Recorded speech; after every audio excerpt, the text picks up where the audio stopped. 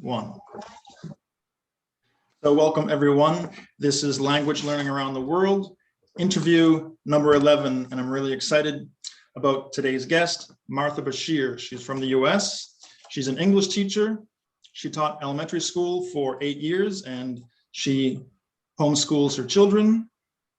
She's an online English teacher. She's been doing that since 2015, and she's taught more than 15,000 classes and 500 students.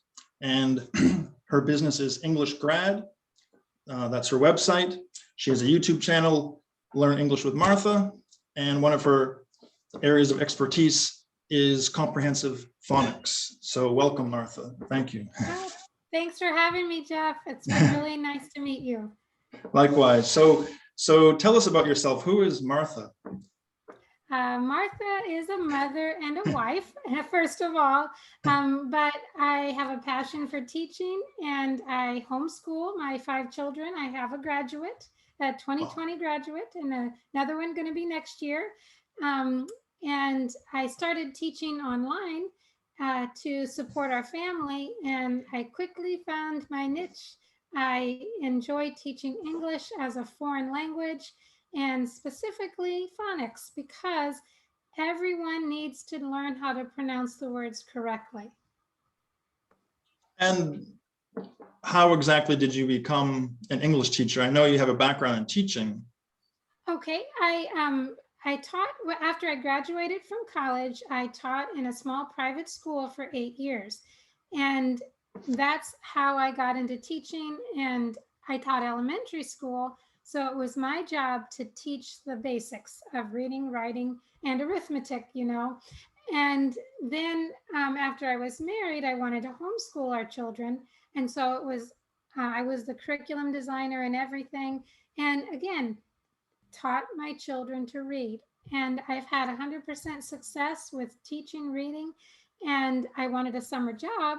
So I started teaching on italki.com and quickly realized the need for English teachers, and especially teachers of phonics. In fact, I've taught 10,000 lessons on italki, and 10% have been phonics lessons to adults. And that's why I knew it was very important. And so that's how I got into teaching. And I have long-term students. It kind of sounds interesting. Why do you need a teacher for a long time? Well, number one, students need an English teacher. That's what I found, that children that are growing up in a non-English speaking country are learning English from their school, and they're very good, but they are not able to speak in English. And so the parents are getting English teachers for their children. And I have developed a relationship with many families, and that's how most of my business is repeat business. And then I also teach adults, because they live in non-English speaking countries and they want to keep their English fluent. So some people take regular weekly lessons with me to keep their English fluent. And then I have another section of students that are businessmen, and they just need to either get promoted or to quickly learn English better so they can attend global seminars that are in English and to be able to function in English. And those students take usually 2 to 3 months lessons with me 2 to 3 times a week. So I have been able to develop my skills professionally as an English teacher, because I teach professional students. That's what I like to call them, because they're dedicated. English students, whether they're children or adults, are very dedicated. And even the children that are tired of learning, they can enjoy reading a book with me. We enjoy laughing together. The ones that are tired of learning, we make it a class that's talking to Martha. Well, that's good. And so I know you said you have some experience studying foreign languages. Tell us about that and how that affects you now as an English teacher. Yes, I learned German when I was in high school, and I had a really good German teacher. I remember the prepositions aus, außer, bei, mit, nach, weit, kannst du, The only problem is I never learned how to put them in phrases.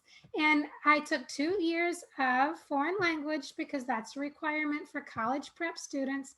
But it's the third year you learn to talk in that language. So I never quite got there. Well, then in college, I lived in an area where there was a lot of Spanish speaking people. So I took Spanish and I loved Spanish and I got to speak a little bit.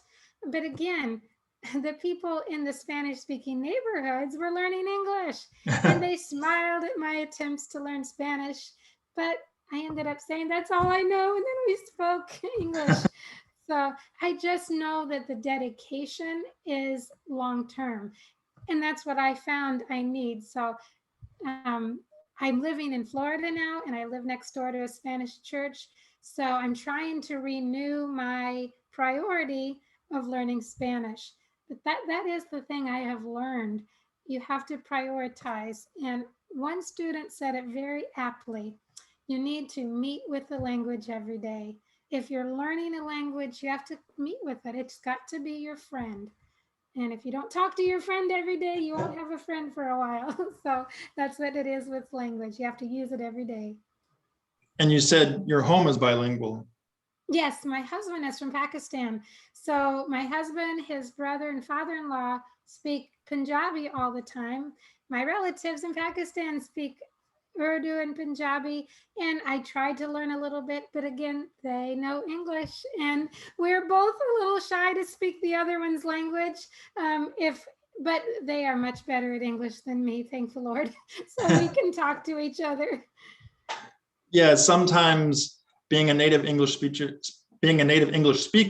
can be a disadvantage in terms of learning foreign languages with It's regard an to what you. extreme disadvantage. And if you are bilingual, you are at an advantage. I absolutely guarantee it. So let's talk a little bit about your training, especially your comprehensive phonics system and how that developed. Tell us about that. Well, teaching phonics was normally what you used for children because you learn phonics at the beginning. Now, I have a perspective of learning phonics because the school I was in kindergarten with did not have a really strong phonics foundation. So I learned sight reading. And my mother, who is a great reader, she read stories to us, reads books all the time.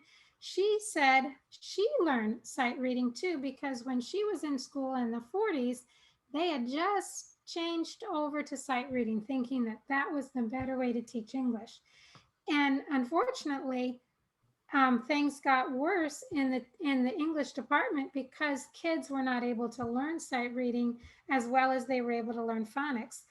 My mother and I are smart. We figured it out. But I know there's a lot of kids that struggled with reading because of that. Now, fast forward to when I was in fourth grade, I went to another school that was phonics based. And so I learned how to sound out the words. But my original training was not in phonics. So I know from the learner's perspective that phonics can be overwhelming. You're just like, there's too much to know. Just tell me the word. But that helped me when I'm teaching because I have really good students that I know are sight readers, but they're like, I don't know that word. So I tell them that word and I teach them to sound it out. But they always are stopping when they find that word that is new to them.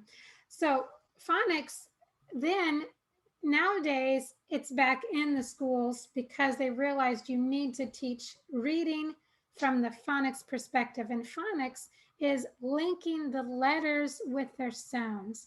Sound out the word instead of just reading the word and memorizing this is the and want and now and then and all of that. You need to sound out the words and understand brown and yellow. The OW has two sounds, ow in brown and O in yellow, and things like that. And as I was teaching phonics, I have taught all of my readers, my kids to read, my students to read, 100% success. And my students, my children, are better at reading than me because we enjoy having fun. And if we come across the hard words, I'm like, Caleb, what is it? And of course, he knows it instantly. So we enjoy laughing about that. But I started teaching, and all of my foreign parents want phonics. It is amazing that people learning English understand the need for phonics. And as an adult, then fast forward to when I was in college, I had my educational degree. I always wanted to be a teacher, and I was able to start a small private school just out of college. And the teacher that mentored me, that hired me, she took me to a seminar for Writing Road to Reading. And that's how I learned to teach phonics. And I learned that you say the word study, you write the word study, and you know that those are all single letters and the Y says E. And that's how you write your words. And that's just a simple lesson. But as I went further, I just developed the program for English online. And now I have a 10 lesson series that I've taught to over 1,000 people. And I'm in the process of putting it on my YouTube channel. So you will find those lessons there already. The first 3 or 4 lessons are there. So I watched one of those, I think the first one in the series today, and you were talking about all the phonograms in English and so forth. So why, technically speaking, why would it be important for a foreign, a non-native English speaker, an English language learner to study phonics or be taught phonics? I think it's important for every foreign student to learn phonics because it's how English works. It's not that large amount of knowledge, but those tools will leverage your ability from here on out, because there's a lot of words in English, and when you get confidence that you can read them correctly and pronounce them correctly, then you will up your level, because 90% of your English learning will be silent learning, reading books. You will know, you won't understand how to pronounce the words, but if you know phonics, you'll start recognizing that. Then when you go to listening skills, because that's how English progresses, you can get good with the textbooks, good with reading and understanding, but then you need to get good at listening and understanding to be able to understand what you hear. When you know phonics, your ear will be tuned to how the person pronounced the word, because that's how you learn. You listen, you pause the video, rewind, hear it again, repeat it, pause the video, rewind, write it down. And when you know phonics, you're able to link the actual spelling of the word to the pronunciation. Because in English, there isn't a perfect correlation between writing and speaking, which is the there is a perfect correlation. That's the beauty of phonics, because when you write the words, I know the difference because I teach the same class to 2 different students, and one girl spells each word THEDOG, and the other one says the dog. And that's the difference between spelling by letter and writing by sound. But there, when you're writing down things, if you can connect the writing and the pronunciation, you're actually using 4 different parts of your brain. Okay. Because hearing is a path into the brain, speaking is a path into the brain, your eyes are a path into the brain, and your hands, your physical writing is a path into your brain. And that's why they always tell you, take notes. And then when you have a study group, you're saying these things out loud. That's why people in study groups do better in classes, because they say what their knowledge is out loud. They explain things, they know it. But seeing, hearing, saying, and reading, that's the method of teaching that I use. Okay, yeah, that's great. But also, what about the exceptions you were talking about earlier before we started recording? Yes, and it, everybody says English is just not logical. There's too many exceptions. Well, I have a book called ABCs and All Their Tricks, and I have learned the exceptions to the English language. Now, this is an example of a common exception. The word busy. Everybody, and I've had this word mispronounced, buzzy, and it makes perfect sense. Right, Doesn't you learn to say the U says ah? Why not in busy? And that's because the U is the exception. And in the course of my class, I teach through the exceptions. And a lot of times, if you know all the sounds the letters make, then there are fewer exceptions right, because you there's for instance height and weight. right. That word is commonly height is commonly mispronounced hate, but that's just because you learn EIGH says a and neighbor and way and so many other words. Why not in height? Well, that's not really an exception. The EIGH has two sounds, I and A. And I present that to you in the form of the lesson so that you learn all the sounds the single letters make, all the sounds the multi-letter phonograms make. And you're exposed to a lot of words in the English language. And then I have a lot of reading that you can practice reading out loud and to improve your pronunciation using these concepts for each lesson. Oh, wow, that sounds great. So let's focus on your business here now.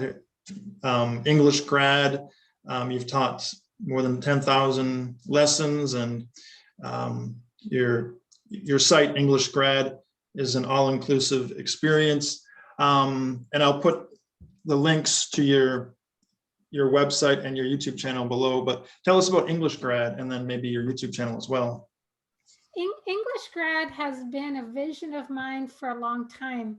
When I started teaching on a website, I quickly got my schedule full. I remember the first weekend I forgot to take a break and I had 13 classes in a row from 7 to 10. And I was like, I got to remember to take a break. And I just enjoyed teaching students. And as I continued to grow, I understood the enjoyment of having a website. I watched my stats grow up. In fact, I stayed on Italki because I taught 10,000 classes this year in Wow. January. So, and I know the students that I taught, and I had 500 students. Right now I have 531 over 7 years. And most Wow. of them are repeat students. And a repeat student takes either 100 or 500 lessons. I have one that has over 600 lessons logged for Wow. me. So I learned the enjoyment of that, and I thought, you know what, I um, I can teach. And I had a person that I taught on Italki, and then she said, "Can you teach some of my friends?" And she said, I can refer you off of the website." I'm like, "Sure." So I started teaching them, and she gave me 4 or 5 students, and then my time was full because you only have so many time slots. And I Okay. had regular students, so I hired a teacher, and I had been teaching long enough that I had lessons developed, and I was able to give her the lessons I'd made, and she became professional from day one. And Wow. she taught over 2,000 lessons from just that one lady. She had 15 students. So I learned, okay, this is a doable, duplicatable business. So then I started working on making the website, and that's where I'm at in this stage. I have a website now that I can welcome students and teachers. I have 2 teachers on the website, and more are coming every day. So that's how English Grad got started, because I believe in one-on-one classes. A lot of times teachers understand that you can make your course and sell your course, but they need to make a living as you're living. And Yeah. teaching one-on-one classes, you can support a family. And so I've made a living. In fact, I was able to move to Florida because I work online. I was able to Wow. visit my parents for 2 weeks because I work online. I can take my job anywhere. I can Right. take time off anytime because I have regular students. So I have enjoyed that freedom. And so I wanted to give that freedom to other teachers who are just as talented as me.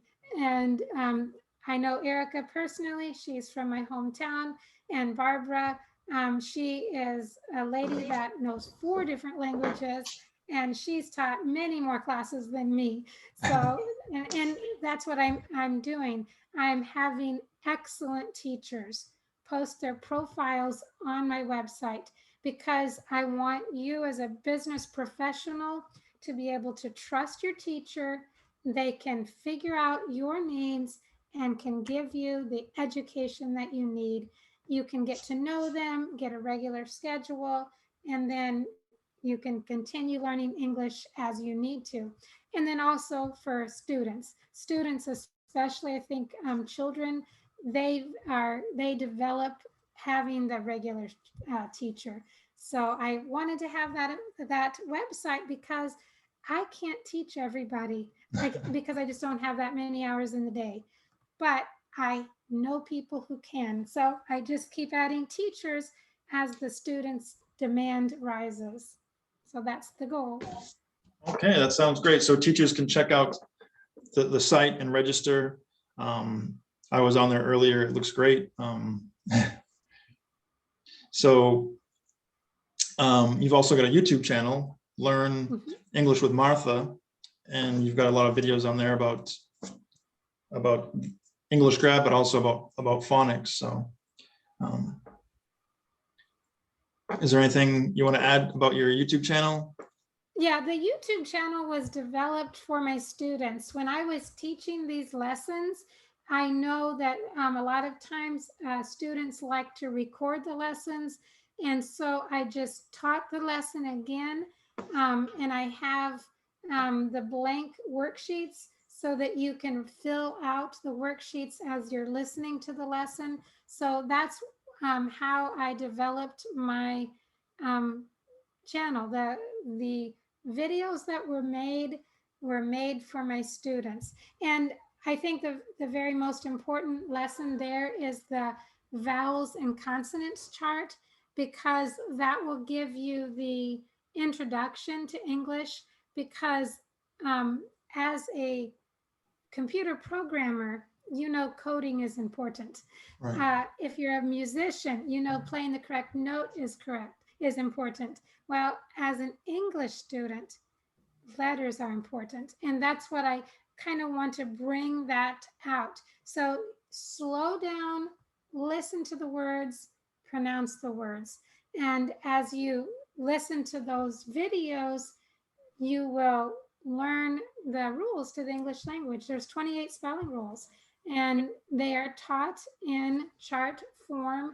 And as I continue to build my YouTube channel, I will eventually put those lessons online and encourage everyone to view them because it's important. And then I am working on teaching this comprehensive phonics to groups. So if you're interested in being part of my test group Okay. so that I can teach this to a group, please message me because I am looking forward to doing that. And they can message you on your YouTube channel or? Yeah, you can always comment below, but I'll Right. leave you my email address. You Okay. can email me, you can find me on LinkedIn, you can find me on Facebook. So Okay. I'll make sure I give you all my contact information. All right, perfect. And um, tell us about your students. Where do they come from? What are their goals? How important is English, and how does that affect their motivation in your teaching? What are their language? What are their native languages?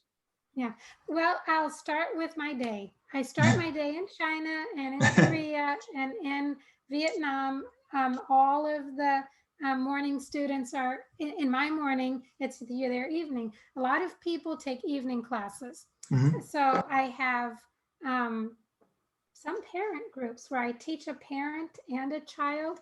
And I'm really excited when I do that because the parents are excited to be able to talk English with their children.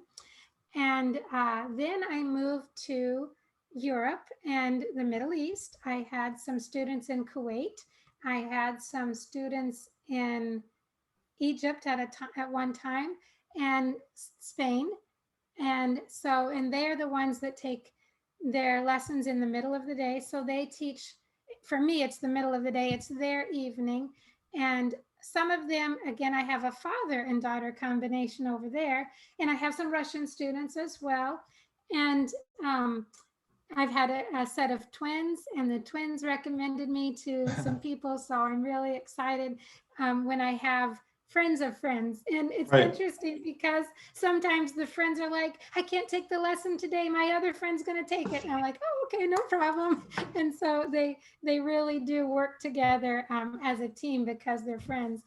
But I have had businessmen from Spain who work at global industries, and they take my class so they can go to the conferences.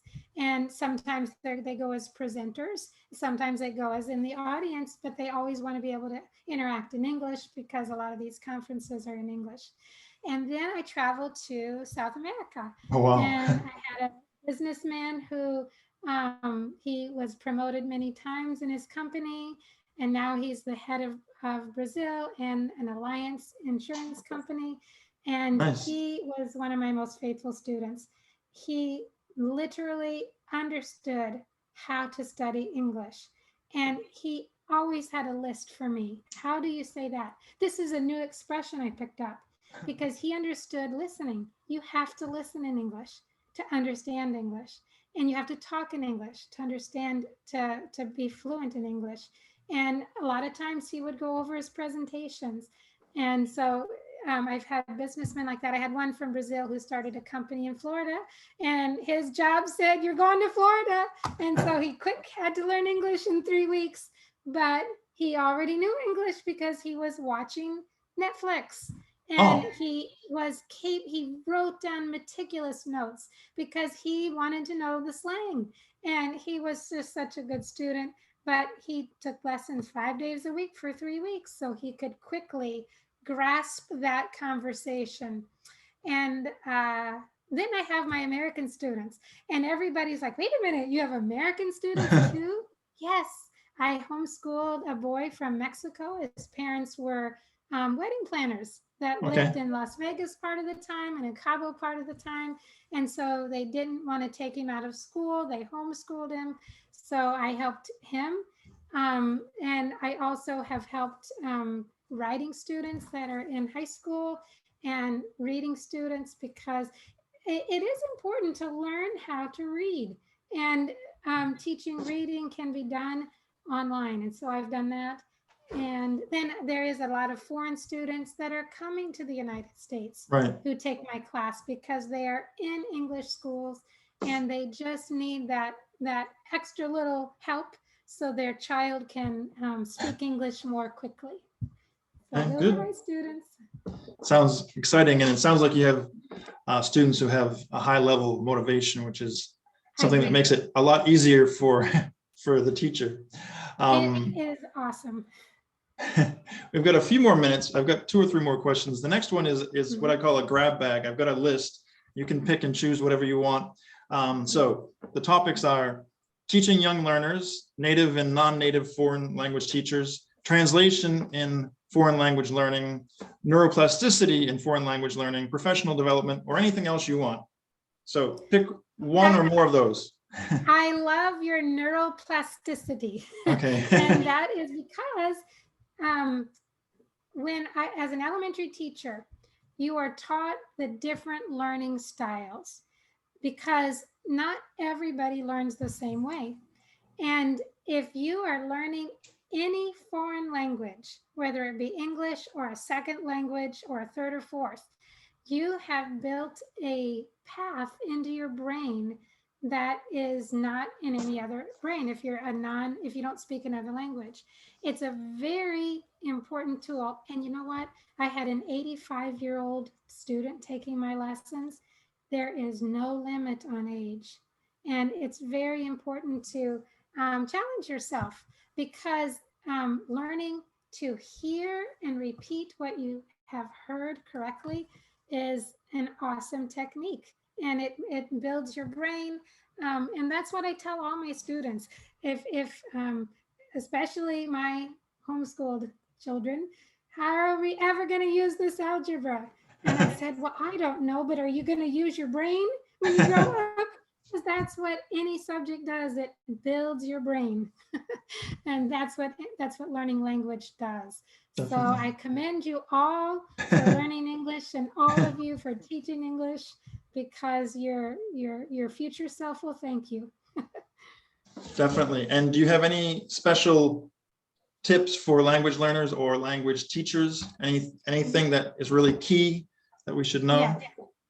I think the biggest thing for anybody is never quit, because so many times as an English or a language learner, you probably feel alone. It is just grueling work to actually do this work sometimes. But if you never quit, you will reach your goals. Now, sometimes you can be like, but I've been doing this for so long. Well, maybe your methods just need a little bit of tweaking. And that's where I encourage you, even if you only take one lesson. On English Grad, the trial lesson is free. And I encourage everyone to take that advantage of that, because when you talk to a native English teacher, you will understand what your English level is. And you'll be surprised. You're not as bad as you think. You can communicate with us. That's the number one thing I've heard with all of my students. I could understand you, and I can understand you too. So that's the key. No matter where you are, if you're beginning, intermediate, or advanced, and you just want to become fluent and reach the level where you are confident, an English teacher can help you. Great. And any final thoughts? I just have really appreciated, Jeff Buck. You're doing a service to the language learning community. I enjoyed listening to your interviews, and I believe language learners are a wonderful group of people to get to know. So I'm glad to have this opportunity to speak to your audience. I agree. So thank you everyone for watching, and thank you, Martha Bashir, for coming and sharing your expertise and your experience. And take care. Have a good day. You're welcome. Have a wonderful day. Bye-bye. Bye.